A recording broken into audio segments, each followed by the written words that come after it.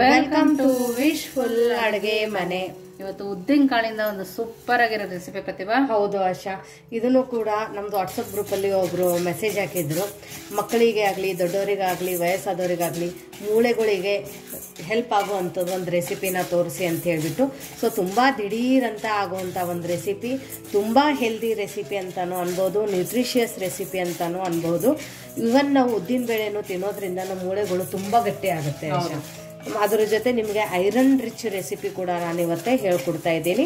Gastric ಇದ್ದವರು ತಿನ್ಬೋದು, gastric ಇಲ್ಲ ಅನ್ನೋರು ಕೂಡ ತಿನ್ಕೋಬಹುದು. ನಾವು ಇಡ್ಲಿ ದೋಸೆ ಮಾಡಿಕೊಟ್ರೆ ಪ್ರತಿಭಾ ಮಕ್ಕಳು ಯಾವಾಗಲೂ ಇದೇನ ಅಂತಾರೆ. ಹೌದು, ನಾವು ಬೇರೆ ಥರ ಕೊಟ್ರೆ ಅವ್ರು ತಿನ್ನೋದು ನಿಜ. ಇಲ್ಲಿ ಇವಾಗ ನೋಡಿ, ನಾನು ಉದ್ದಿನ ಬೇಳೆ ಹಾಕೊಂಡಲ್ಲ ಆಶಾ, ಒಂದು ಬಟ್ಲಲ್ಲಿ ಹಾಕೊಂಡಿದ್ದೀನಿ. ಎಲ್ಲ ಮೆಜರ್ಮೆಂಟು ನೀವು ಯಾವ ಕಪ್ಪಿಂದ ತಗೋತೀರೋ ಅದೇ ಕಪ್ಪಿಂದ ತಗೋಬೇಕು. ಸೊ ನೀವು ಚಿಕ್ಕದು ಕಪ್ ತಗೊಂಡ್ರೆ ಚಿಕ್ಕದ ಮೆಜರ್ಮೆಂಟೇನೆ. ಸೊ ಸೇಮ್ ಮೆಜರ್ಮೆಂಟನ್ನು ಫಾಲೋ ಮಾಡಿದರೆ ನಿಮ್ಮ ರೆಸಿಪಿ ಎಲ್ಲಿ ಕೆಡಲ್ಲ. ಸೊ ಹಾಗಾಗಿ ಇದಕ್ಕೆ ಮೇನ್ ಮೆಜರ್ಮೆಂಟ್ ಇದೆ. ಇವಾಗ ಉದ್ದಿನ ಕಾಳು ಹಾಕೊಂಡ ನಂತರ ಮೀಡಿಯಂ ಫ್ಲೇಮಲ್ಲಿ ಇದನ್ನ ಒಂದು ಸ್ವಲ್ಪ ನಾವು ಹುರ್ಕೋಬೇಕು. ಹಸಿ ವಾಸನೆ ಹೋಗ್ಬೇಕಲ್ಲ. ನಿಮ್ಮ ಹತ್ರ ಉದ್ದಿನ ಕಾಳು ಇಲ್ಲ ಅಂದ್ರೆ ಉದ್ದಿನ ಬೇಳೆ ಕೂಡ ತಗೋಬಹುದು. ನೋಡಿ, ಇದು ಇವಾಗ ಒಂದು ಸ್ವಲ್ಪ ಕೆಂಪು ಕಲರ್ ಬಂದಿದೆ ಅಲ್ಲ ಆಶಾ, ತುಂಬಾ ಜಾಸ್ತಿ ಅಲ್ಲ, ಸ್ವಲ್ಪ ಲೈಟ್ ಆಗಿ ಕೆಂಪು ಕಲರ್ ಬಂದಿದೆ. ಇವಾಗ ಇದ್ರ ಒಳಗಡೆ ಅರ್ಧ ಕಪ್ಪದಷ್ಟು ಹೆಸರು ಬೇಳೆನ ಹಾಕೊಳ್ಳೋಣ. ಸೊ ನೀವು ಉದ್ದಿನ ಬೇಳೆ ಹಾಕೋತೀನಿ ಅಂದ್ರೆ ಉದ್ದಿನ ಬೇಳೆ 1 ನಿಮಿಷ ಹುರಿದ ನಂತರ ಆಮೇಲೆ ಹೆಸರು ಬೇಳೆ ಹಾಕೊಂಡು ಹುರಿಬೇಕು. ಯಾಕಂದ್ರೆ ಬೇಳೆಗಳು ತುಂಬಾ ಬೇಗ ಹುರಿಯುತ್ತೆ. ಮತ್ತೆ ಇದನ್ನ ನಾವು ಮೀಡಿಯಂ ಫ್ಲೇಮ್ ಅಲ್ಲಿ ಇಟ್ಟು ಇನ್ನೊಂದ್ ಸ್ವಲ್ಪ ಕೆಂಪು ಕಲರ್ ಬರೋ ತನಕ ಹುರಿಬೇಕು. ಅಷ್ಟರಲ್ಲಿ ಹೆಸರು ಬೇಳೆ ಕೂಡ ಹುರಿಯುತ್ತೆ. ಸೊ ಮಾಡೋದು ತುಂಬಾ ಈಸಿ ಇದೆ. ನೀವು ಈ ತರ ಮಾಡ್ಕೊಂಡು ಪುಡಿನೂ 1 ತಿಂಗಳು ಸ್ಟೋರ್ ಮಾಡ್ಕೊಂಡು ಇಟ್ಕೋಬಹುದು. ನೋಡಿ, ಇದು ಚೆನ್ನಾಗೆ ಕಲರ್ ಬರೋ ತನಕ ಹುರ್ಕೊಂಡಿದೀವಿ, ಕೆಂಪು ಕಲರ್ ಬರೋ ತನ. ಇದಕ್ಕೆ ಬಿಸ್ಕಿಟ್ ಕಲರ್ ಕೂಡ ಅಂತೀವಿ ಅಷ್ಟೇ. ಸೊ ಈ ಕಲರ್ ಬರೋ ತನಕ ಹುರ್ಕೋಬೇಕು. ಇವಾಗ ಫ್ಲೇಮ್ ಅನ್ನ ಆಫ್ ಮಾಡ್ಕೊಳ್ಳೋಣ. ಫ್ಲೇಮ್ ಅನ್ನ ಆಫ್ ಮಾಡ್ಕೊಂಡು ಇದನ್ನ ಇವಾಗ ಒಂದ್ ತಟ್ಟೆಯಲ್ಲಿ ಹಾಕೊಳ್ಳೋಣ. ಇದನ್ನ ಆರ್ಬೇಕು, ತಣ್ಣಗಾಗ್ಬೇಕು. ಹೌದು, ನೋಡಿ ಈ ತರ ತಟ್ಟೆಯಲ್ಲಿ ಹಾಕೊಂಡು ತಣ್ಣಗಾಗೋಕ್ ಬಿಡೋಣ. ಅಷ್ಟರಲ್ಲಿ ಮತ್ತೆ ಇದೇ ಪಾತ್ರೆಯಲ್ಲಿ ನಾವು ನೋಡಿ, ಇವಾಗ ಇಲ್ಲಿ ನಾನು 1 ಬಟ್ಲಷ್ಟು ಬೆಲ್ಲನ ತಗೊಂಡಿದ್ದೀನಿ. ನೀವು ಬೆಲ್ಲನ ಜಜ್ಬಿಟ್ಟು ತಗೋಬಹುದು. ನನ್ನ ಹತ್ರ ಬೆಲ್ಲದ ಪುಡಿ ಇತ್ತು ಅಂತ ಹೇಳ್ಬಿಟ್ಟು 1 ಕಪ್ದಷ್ಟು ಬೆಲ್ಲದ ಪುಡಿನ ಹಾಕೋತಾ ಇದ್ದೀನಿ.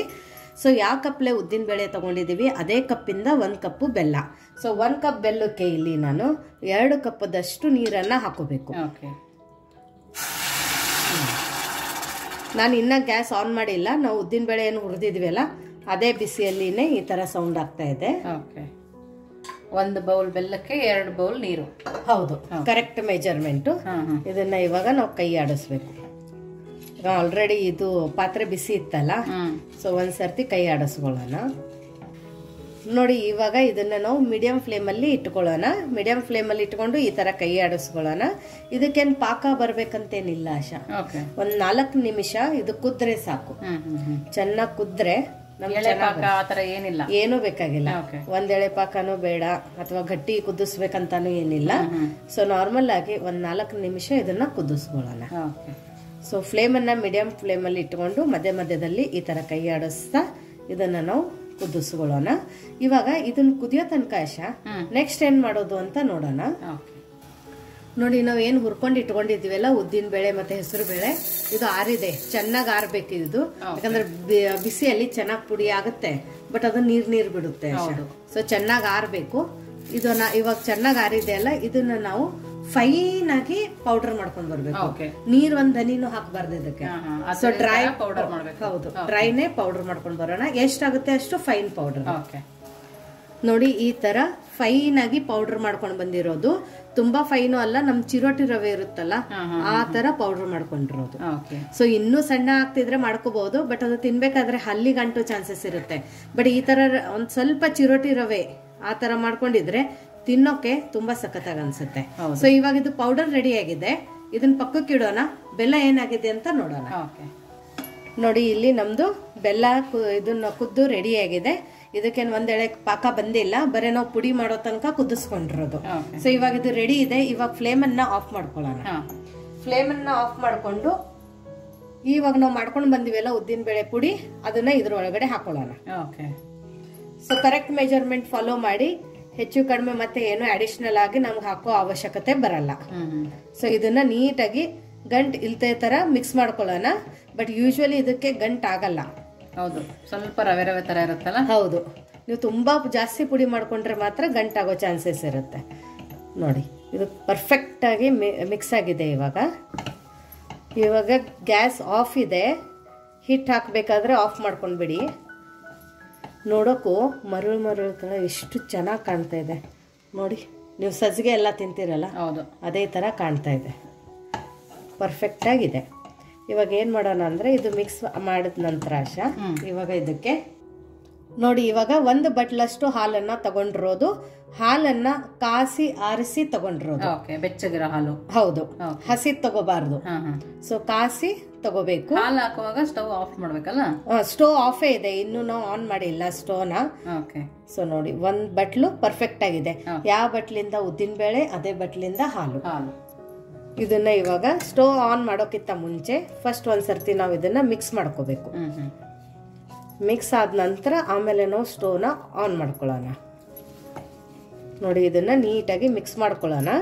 ಇನ್ನು ಯಾರು ನೀವು ನಮ್ದು ವಾಟ್ಸಪ್ ಗ್ರೂಪ್ ಅನ್ನ ಜಾಯಿನ್ ಆಗಿಲ್ಲ ಅಂದ್ರೆ ವಿಶ್ಫುಲ್ ಅಡುಗೆ ಮನೆ ವಾಟ್ಸಪ್ ಗ್ರೂಪ್ ಲಿಂಕ್ ಅನ್ನ ನಾನು ಡಿಸ್ಕ್ರಿಪ್ಷನ್ ಬಾಕ್ಸ್ ಅಲ್ಲಿ ಕೊಟ್ಟಿದ್ದೀನಿ.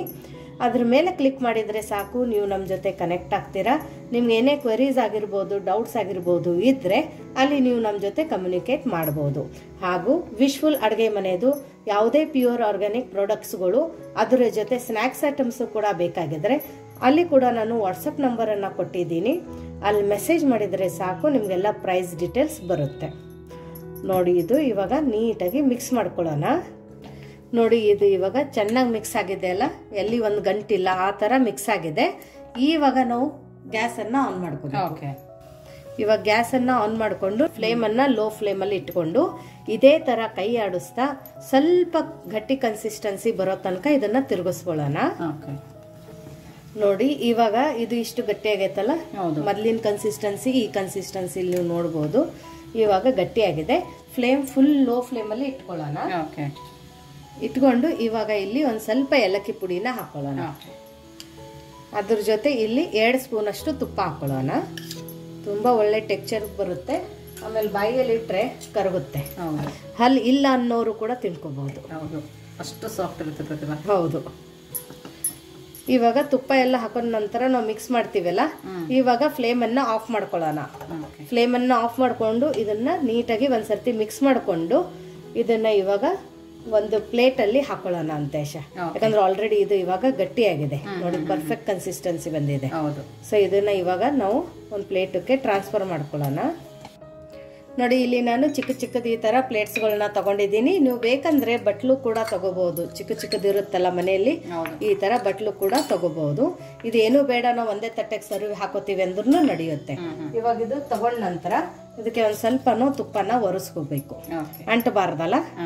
ಸೊ ಎಲ್ಲದಕ್ಕೂ ಈ ತರ ತುಪ್ಪ ಒರೆಸ್ಕೊಂಡ್ ಬರೋಣ.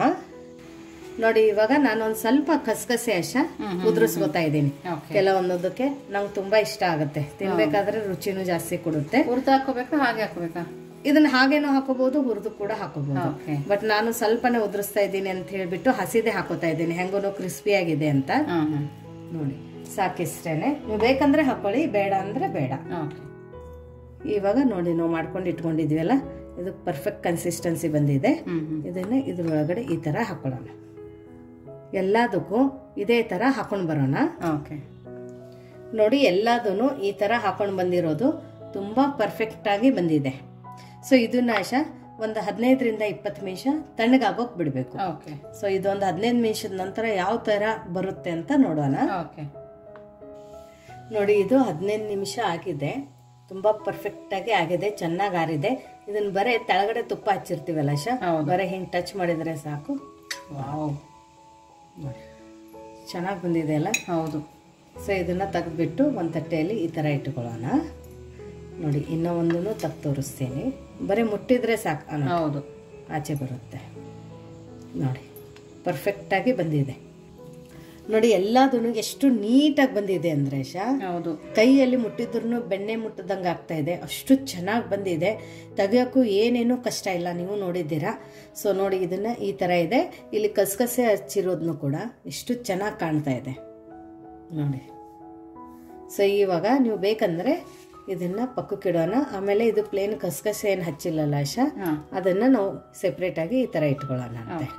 ಇಟ್ಕೊಂಡ್ಬಿಟ್ಟು ನೀವು ಬೇಕಂದ್ರೆ ಏನಾದರೂ ಮನೇಲಿ ಪಾರ್ಟೀಸ್ ಮಾಡ್ತೀವಿ ಒಂದು ಸ್ವಲ್ಪ ಅಟ್ರಾಕ್ಟಿವ್ ಆಗಿ ಹೆಲ್ದಿ ಮಾಡೋಣ ಅಂದರೆ ಇಲ್ಲಿ ಇವಾಗ ಇದಕ್ಕೆ ನಾನು ಇಲ್ಲಿ ನೋಡಿ ಸಿಲ್ವರ್ ರ್ಯಾಪನ್ನು ತಗೊಂಡಿದ್ದೀನಿ. ಎಡಿಬಲ್ ಇದು ತಿನ್ನೋವಂಥದ್ದೇ, ಸ್ವಲ್ಪ ಕಾಸ್ಟ್ಲಿ ಇದ್ರೂ ಚೆನ್ನಾಗಿರೋದನ್ನು ತಗೋಬಹುದು. ಮನೇಲಿ ಪಾರ್ಟಿ ಎಲ್ಲ ಇದೆ ಅಂದರೆ ಇದನ್ನು ಹಚ್ಬೋದು ನಾವು, ಸ್ವಲ್ಪ ಅಟ್ರಾಕ್ಟಿವ್ ಆಗಿ ಕಾಣಿಸುತ್ತೆ ನೋಡಿ. ಈ ಥರ ನೋಡಿ, ಈ ಥರ ನಾವು ಹಚ್ಕೊಂಡಿರೋದು ಸಿಲ್ವರ್ ವರ್ಕು ಎಷ್ಟು ಚೆನ್ನಾಗಿ ಕಾಣಿಸುತ್ತೆ ಅಂದರೆ ನೀವು ಪಾರ್ಟಿ ಅದು ಇದ್ರೆ ಮನೆಯಲ್ಲಿ ಈ ಥರ ಹಚ್ಕೋಬಹುದು ನೋಡಿ. ಇವಾಗ ಇದನ್ನ ಈ ಥರ ಆಗಿದ್ದೆಲ್ಲ ಹಚ್ಕೊಂಡು ಇಲ್ಲಿ ಕೂಡ ನಾನು ತಗೊಂಡಿದ್ದೀನಿ. ಇದನ್ನು 1ರಲ್ಲಿ 2 ಈ ಥರ ಕಟ್ ಮಾಡ್ಕೊಳ್ಳೋಣ. ನೋಡೋಕ್ಕೂ ಚೆನ್ನಾಗಿ ಕಾಣಿಸುತ್ತೆ, ತಿನ್ನೋಕ್ಕೂ ಅಟ್ರಾಕ್ಟಿವ್ ಆಗಿ ಇರುತ್ತೆ ನೋಡಿ. ಇದೆಲ್ಲ ಪರ್ಫೆಕ್ಟಾಗಿ ಹೌದು, ತುಂಬ ಚೆನ್ನಾಗಿದೆ ನೋಡಿ. ತುಂಬ ಅಂದರೆ ತುಂಬ ಚೆನ್ನಾಗಿದೆ. ಕೈಗೆ ಅಂಟ್ತಾ ಇದೆ ಅಂತೇನಿಲ್ಲ ನೋಡಿ, ಎಲ್ಲಿ ಕೈಗೆ ಅಂಟ್ತಾ ಇಲ್ಲ, ಅಷ್ಟು ಚೆನ್ನಾಗಾಗಿದೆ ನೋಡಿ. ಹೆಂಗೆ ಬರುತ್ತೆ, ತುಂಬ ಚೆನ್ನಾಗಿ ಪರ್ಫೆಕ್ಟಾಗಿ ಕುದ್ದಿದೆ, ಪರ್ಫೆಕ್ಟಾಗಿ ಬಂದಿದೆ ನೋಡಿ. ಎಲ್ಲದೂ ಈ ಥರ ಕಟ್ ಮಾಡ್ಕೊಂಡು ಬಂದಿರೋದು. ಇವಾಗ ಏನು ಮಾಡೋದು ಅಂದರೆ ಆಶಾ, ಎಲ್ಲರಿಗೂ ಕ್ವಶನ್ ಇದೆ ಎಷ್ಟು ದಿವಸ ನಾವು ಸ್ಟೋರ್ ಮಾಡ್ಕೊಂಡು ಇಟ್ಕೋಬಹುದು ಅಂತ. ಸೊ ಈ ಥರ ಏರ್ ಟೈಟ್ ಕಂಟೈನರಲ್ಲಿ ನೀವು ಈ ಥರ ಹಾಕೊಂಡ್ಬಿಟ್ಟು ಇದನ್ನು ನೀವು 1 ವಾರನೂ ಫ್ರಿಜ್ಜಲ್ಲಿ ಇಟ್ಕೊಂಡು ತಿನ್ಕೋಬಹುದು ನೋಡಿ. ಎಲ್ಲಾದರೆ ಪ್ರಯಾಣಕ್ಕೆ ಹೋಗ್ಬೇಕಂದ್ರೂ 2 ದಿವಸ ತಿನ್ಕೋಬಹುದು. ಬಟ್ ಇದು ಫ್ರಿಜ್ಜಲ್ಲಿ ಇಟ್ಟಷ್ಟು ಒಳ್ಳೆಯದೇನೆ ನೋಡಿ. ಈ ಥರ ಹಾಕಿಬಿಟ್ಟು ಮೇಲ್ಗಡೆ ಒಂದು ಲಿಡ್ಡನ್ನು ಹಾಕಿಬಿಟ್ಟು ಇದನ್ನು ನಾವು ಫ್ರಿಜ್ಜಿಗೆ ಎತ್ತಿಟ್ಬಿಡೋಣಂತೆ. ಮಿಕ್ಕಿದೇನಿದೆ ಇವಾಗ ತಿನ್ನೋಕ್ಕಾಗತ್ತೆ. ಸೊ ಇದನ್ನ ಟೇಸ್ಟ್ ನೋಡಿ ಆಶಾ ಹೇಗಾಗಿದೆ ಅಂತ. ಸೊ ನೋಡಿ, ಕಸಕಸೆ ಹಾಕೋಬಹುದು. ಕಸಕಸೆ ಬೇಡ ಅಂದರೆ ಒಣ ಕೊಬ್ಬರಿ ತುರಿದ್ಬಿಟ್ಟು ತೆಳಗಡೆ ಹಾಕಿನೂ ಹಾಕೋಬಹುದು. ಡ್ರೈ ಫ್ರೂಟ್ಸು ಕೂಡ ಹಾಕೋಬಹುದು. ಹೇಗಿದೆ ಆಶಾ? ತುಂಬ ಚೆನ್ನಾಗುತ್ತೆ ಬಾ. ಅಂಟ್ತಾ ಇದೆಯಾ ಬಾಯಿಗೆ? ಬಾಯಿಗೆ ಅಂಟ್ತಾ ಇಲ್ಲ, ನೀಟಾಗಿ ತರಿಯಾಗಿ ಸಿಗ್ತದೆ. ಹೌದಾ? ಮೆಲ್ಟ್ ಆಗುತ್ತಲ್ಲ ಬಾಯಿಯಲ್ಲಿ? ಆಗುತ್ತೆ. ಸ್ವೀಟ್ ಹೇಗಿದೆ? ಸ್ವೀಟು ಪರ್ಫೆಕ್ಟ್ ಆಗಿದೆ. ಹೌದಾ? ಸೊ ನೋಡಿ, ತುಂಬ ಒಳ್ಳೆ ರೆಸಿಪಿ, ತುಂಬ ಒಳ್ಳೇದಂದರೆ ಹೆಲ್ತ್ಗೂ ತುಂಬ ಒಳ್ಳೆಯದು. ಸೊ ಒಂದು ಉದ್ದಿನ ಬೇಳೆಯಿಂದನೂ ಕೂಡ ನೀವು ಈ ಥರ ಒಂದು ರೆಸಿಪಿನ ಮಾಡ್ಕೋಬೋದು. ಸೊ ನಿಮ್ಮ ಮೂಳೆಗಳನ್ನು ಗಟ್ಟಿ ಮಾಡ್ಕೋಬೋದು. ಅದರ ಜೊತೆ ನಿಮಗೆ ಇವತ್ತಿಂದ ಈ ರೆಸಿಪಿ ಹೇಗೆ ಅನ್ನಿಸ್ತು ಅಂತ ಕಮೆಂಟ್ ಮೂಲಕ ತಿಳಿಸೋದನ್ನು ಮರಿಬೇಡಿ. ಮತ್ತೆ ಸಿಗೋಣ ನಾವು ಇದೇ ಥರ ಹೊಸ ಹೊಸ ರೆಸಿಪಿ ಜೊತೆ. ವಿಶ್ಫುಲ್ ಅಡುಗೆ ಮನೆಯಲ್ಲಿ. Thank you.